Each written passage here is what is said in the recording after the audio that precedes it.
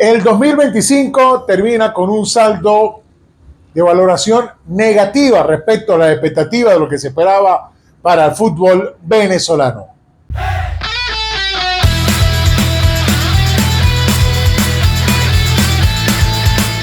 A nombre de Tobarzán, Óptica Berluz, Guía Binacional de Salud, Clover Real Estate, Salud en Taza. Hola amigos de Holland Sport. Vamos a hablar de lo que dejó el año 2025 para el fútbol venezolano. Había unas amplias expectativas al comienzo del año con lo que podía suceder con el fútbol nacional, tanto en selecciones, en su diversa categoría, como a nivel de clubes, en Copa Libertadores, en Copa Sudamericana y en el torneo venezolano. Algunas noticias fueron positivas, otras noticias dentro del rango de lo esperado y algunas noticias muy por debajo de lo que se esperaba para el fútbol nacional. Si nos vamos a la Vinotinto, donde había una gran expectativa para clasificar a la Copa del Mundo, por lo menos al repechaje, la decepción fue muy grande.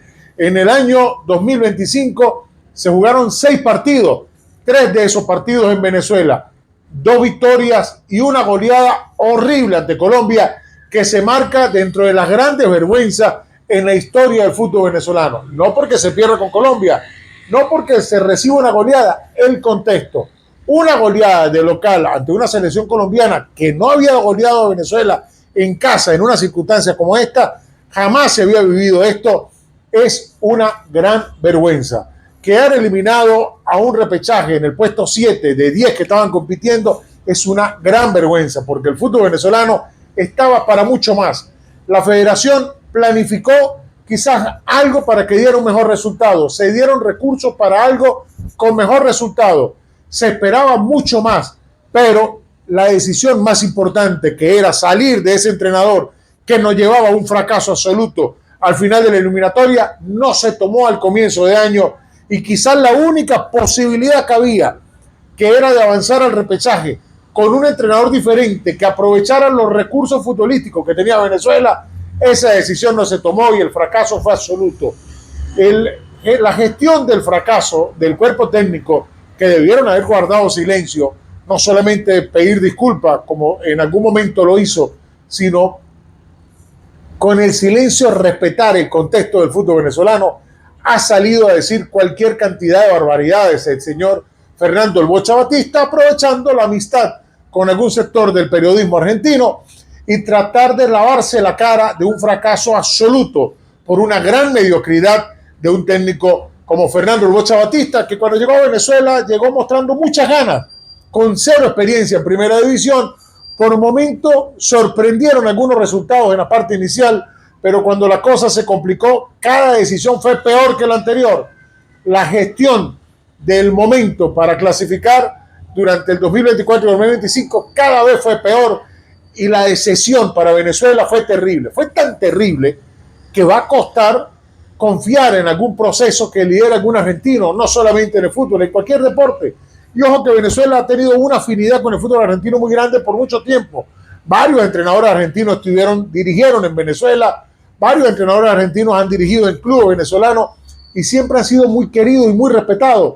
En el baloncesto han dado un aporte extraordinario, en otras disciplinas deportivas como en el boxeo, pero en el fútbol lo que hizo el Bocha Batista es un espanta a técnicos de esa nacionalidad, a menos que sea un Gustavo Alfaro, que sea algún técnico de una élite extraordinaria. No va a ser fácil que en este país se confíe en un técnico de esa nacionalidad, y es injusto, porque la mayoría son mucho más capaces que este señor, el Bocha Batista, que no solamente fracasó, sino que dijo tantas tonterías, que el fracaso le dio un condimento mayor. Aquella goleada de 6-3 fue el cierre de una eliminatoria de pesadilla para Venezuela. En el suramericano juvenil, allá entre el mes de enero y febrero, que se desarrolló en Venezuela, la decepción también fue muy grande. Un proceso que también dirigía un cuerpo técnico argentino y que apostó a una fórmula que podría haber funcionado, pero con pocos partidos amistosos, con poco funcionamiento del grupo competitivo y apostando a lo que aportaran jugadores que venían de liga del extranjero, que se incorporaban como ciudadanos venezolanos, no alcanzó. Y la culpa no fue de los futbolistas, la culpa fue de lo que se planificó y lo que se llevó a cabo. Yo no estoy en contra del escauteo internacional que ha hecho Venezuela, al contrario, es muy bueno, pero se tiene que ir de la mano de un trabajo, de aprovechar el talento que se tiene, y en ese sudamericano se mostró que la improvisación y que el trabajo, la improvisación fue mucho y el trabajo fue poco, y por eso también se fracasó. En el femenino la cosa fue distinta. ¿Por qué fue distinta? Porque se salió de una técnica perdedora como era Pamela Conti, se trajo un técnico brasileño y se le cambió la cara al fútbol femenino. Y Venezuela, que venía de fracaso en fracaso en los últimos años con aquel cuerpo técnico de Pamela Conti y su familia, hay un renacer en la Liga de Naciones. No sé si alcance para clasificar al Mundial, pero se ve una Venezuela distinta, e incluso jugadoras que estaban totalmente divorciadas pareciera estar todas hoy día bajo una misma idea con la selección nacional. A lo mejor ninguna es amiga, pero el interés que priva es competir con la Vinotinto. Se le cambió la cara al tema de derrotas, al tema de escándalos, al tema de polémica, por un tema netamente futbolístico en el fútbol femenino. Si nos vamos a los clubes, la historia en Copa Sudamericana, en Copa Libertadores, no fue buena. Los resultados fueron horribles, al igual que los últimos años. Algún partido bueno en fase de eliminación directa de primera y segunda fase, partidos buenos en fase de grupo, pero los resultados terribles. A nadie le sirve que Táchira le haya jugado muy bien a Flamengo y le haya jugado muy bien a la Liga de Quito cuando se perdieron todos los juegos. A nadie le sirve decir que Flamengo, aún el rival, uno de los que más le costó ganarle, tanto de local como de visitante, fue a Táchira, cuando no se ganó ningún partido. La UCB hizo grandes partidos con Corinthians, tampoco avanzó. Carabobo sumó algún punto con la U de Chile, tuvo algunos partidos bastante decentes, no le alcanzó. De hecho, no sumó una buena cantidad de puntos.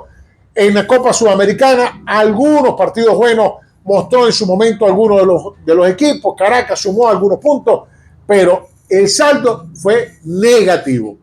En competencia internacional vimos mejores juegos con respecto al año anterior, pero se necesita sumar puntos, se necesita ganar partidos, se necesita avanzar de ronda. Por lo menos ya se jugó mejor algunos partidos. Hay que ganar partidos, hay que sumar, hay que competir más y avanzar, evidentemente, avanzar de fase. En el torneo venezolano, dos campeones, el Apertura, la UCB, el Clausura, Carabobo. Los que disputaron la final de Copa de Venezuela fueron UCB y Carabobo. Los que disputaron la final de Estrella, UCB y Carabobo, y la UCB fue campeón de Copa de Venezuela y campeón del torneo. ¿Hay satisfacción en los fanáticos, en la prensa, con lo que se vio en el torneo? No se vio un buen desenlace de torneo. Por momentos, al comienzo del segundo semestre del torneo Clausura, hubo algunos fichajes interesantes por varios equipos. Fichaje de Carabobo, fichaje del Deportivo Táchira, fichaje del Deportivo La Guaira, fichaje de la UCB, fichaje de Academia Puerto Cabello, que le daban un mayor realce al torneo. Y por momentos parecía un torneo más competitivo. Sin embargo, hubo un declive en la fase final del torneo y equipos que no se habían visto tan sólidos como Academia Puerto Cabello y el Carabobo terminaron repuntando y metiéndose a la final. Muy bien por Academia Puerto Cabello, que no le alcanzó para ganar la final. Muy bien por Carabobo, que le alcanzó para ganar el Clausura y meterse en la final. Pero el desarrollo futbolístico, el momento de producción futbolística fue a cuentagotas. No fue un buen torneo, fueron arbitrajes cada vez peor, escándalo tras escándalo, desde la jornada 1 hasta el final. De repente, en algún momento, la cosa parecía que mejoraba, pero no fueron buenos arbitrajes. Hay un coordinador de árbitros de nacionalidad brasileña que todo el mundo dice que está mejorando la cosa. En cancha no se ve. Tenemos varios árbitros internacionales, pero dos que normalmente tienen buena nota en el exterior, Valenzuela y el árbitro carabobeño del estado Carabobo. Sin embargo, el trabajo en Venezuela de la mayoría de árbitros no fue bueno.